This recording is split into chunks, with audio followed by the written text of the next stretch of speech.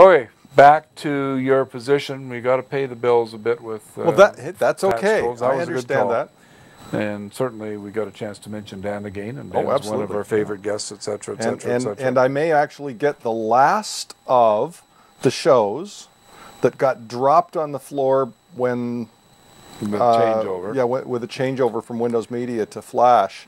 It was rendered this morning for about the fourth time. There was an audio problem where the audio was out of sync, so we looked like we were lip syncing badly. Yeah. And so I re-rendered it this morning, and it'll be uploaded probably tonight or tomorrow. And so we're going to have the Button Thompson things and all those Button ones. will Susan be up. Jacks? Yes, Susan Jacks is up already. Okay, and I Susan, believe of course, just Button had is up, and so is Kenji Okuda. Oh, Kenji Okuda. Oh, yes. That's so good. That was such a good program. Yes. Kenji. Susan Jacks, by the way, for fans of Susan Jacks, from Susan and Terry Jacks, the Poppy family and all that, just underwent a kidney transplant. That's right. And apparently successfully so. Tuesday, her brother Billy donated a kidney. Yep.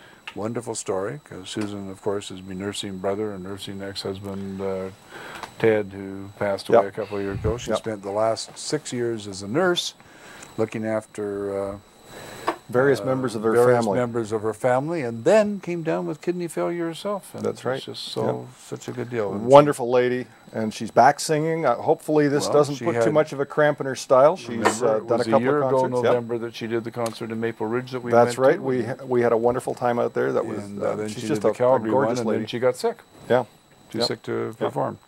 And then she did one down on July 1st, I think, or down in Kitsilano too. She did. That's right. She was down at Hippie Days. I've got some pictures of her. In fact, there's one up on Facebook that I took of her. She was on the stage at She was on the stage. Vine and 4th. That's right, on the stage at 4th and Vine. I didn't make it, but I used to have an office at the corner of 4th and Vine. Did you have an office?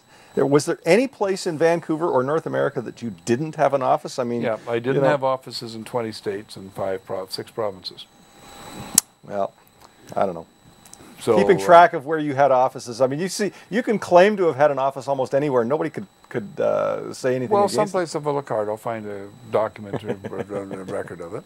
And Mitchell knows, as we drove across North American type of things, I'd drive by. And the best one about my offices was I was with Josie. Mitchell was just born, so it'd be 1989 or so. Yep.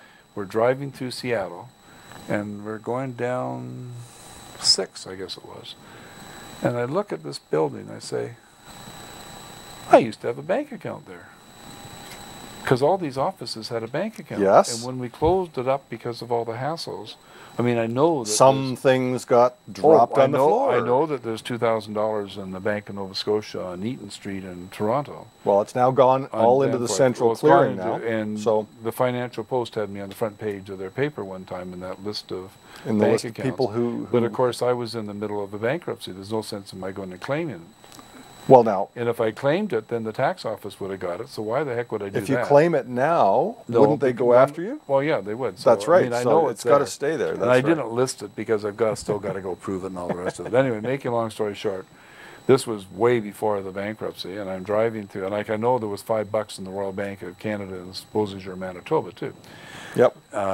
So, and I remember some of them, but not very many. It was just a bad time.